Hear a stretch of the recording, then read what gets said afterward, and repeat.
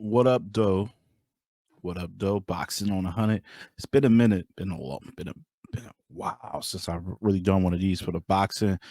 I know you see my page. It's more. I've been doing more hip hop, stuff like that. Then of course battle rap. But I'm back with boxing, man, because it was a big weekend, a big night. Devin, the American Dream, Haney, King Ryan Garcia squared off. Obviously, we know what happened. The belt was not on the line due to Ryan being about 3 pounds over the weight limit. So, the title still remains with Haney, but the fight still went on. They got an agreement, the payments were made, and the fight happened. And outside of, I would say, 4 to 5 rounds, I felt like King Ryan, I wouldn't say dominated, but he controlled the action, of the fight. Like he controlled it. He controlled it. He made Devin way more anxious than I've ever seen. Devin is usually the calm, composed one. There was a couple of big swings and misses to where if Ryan was a little more active, and that was like kind of my only gripe with him, aside from that terrible shoulder roll, he got to eliminate that. But aside from that, my only gripe with Ryan, particularly, it was like, so you're watching it from your angle on the TV. When they go to the right, to the corner, that turnbuckle over there, every time Devin would try to throw a hook or something powerful where it takes a lot of backlift in the swing, he would swing a miss and get caught up in the ropes, and Ryan would move out of the way. I just felt like if he would just moved and turned, he puts Devin to sleep. He puts Devin to sleep. Think about Mayweather Hatton when Hatton charged at him against the ropes, caught him with a check hook, his face hit the post and all that. Like a wrestling spot, like something you would see a wrestler do, just to add the effect. But yeah, I don't know, dog. Y'all spent all this time talking and training Bill Haney and Devin. How y'all said all he had was the left hook, and y'all got caught with it numerous times. How? How did you let that happen? And you've boxed with him countless times. Y'all called him a one-trick pony, and y'all got caught with that one trick the whole fight, pretty much. He mixed it up. He caught you something. He caught you flush with the rights, especially them straight rights. Them straight rights through your little guard. He caught you with those a few times. Maybe that kind of threw you off. But even before then, because the first was like he did like this, and he just, he held his fist up there. You kind of tried to swat it. Y'all both swung, and he just so quick, lightning quick with his left hand, that quickness with that power in there dropped you, wobbled you the first time. I do give you credit for not falling asleep.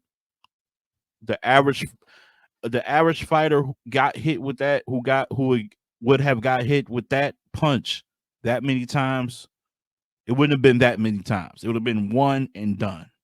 So for you to get hit with that a couple of times and still fight, credit to you. Definitely got heart. I ain't saying you no chump, but I just felt like there was lack of, like, I don't know what his approach was. He would have to break down what were they trying to do?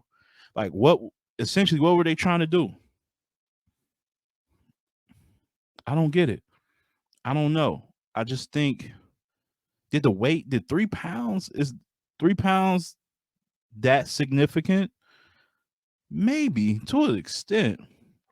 But I just think the game plan was bad. I think Devin was overly aggressive when he shouldn't have been, and he was a little more lax when he shouldn't have been. So he mistimed his aggressiveness a couple of times. He did. He got aggressive when Ryan wasn't as busy. It's like, I don't know if he was, and I feel like a lot of that was due to pressure. I think he's feeling. I think it was the first time Devin Haney has felt the pressure of being a side or a list top tier boxer who got the knock on him for not being the most exciting fighter, and I felt he was frustrated with Rye. I think he expected him to be more active, and he wasn't. And it's like, bro, if this fight, like, it's a big money fight. A lot of people here.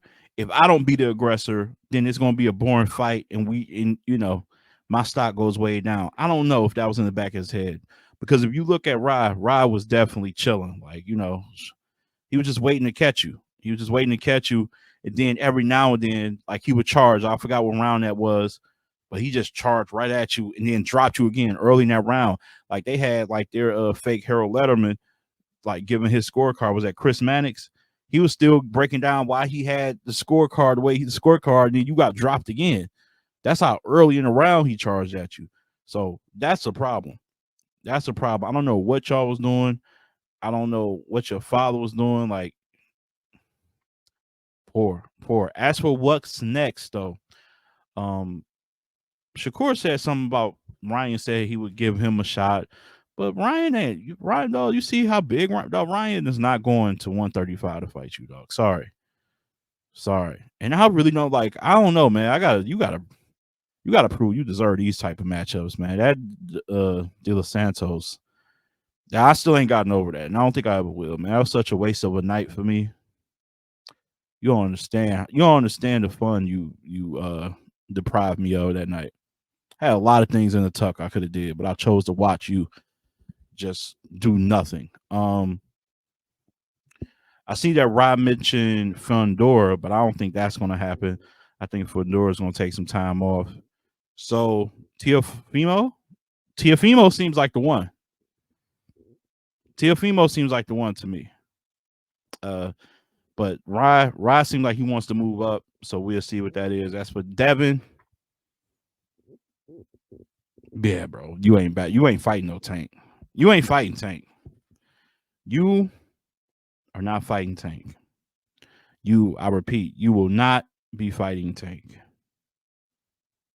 Can't see that happening. If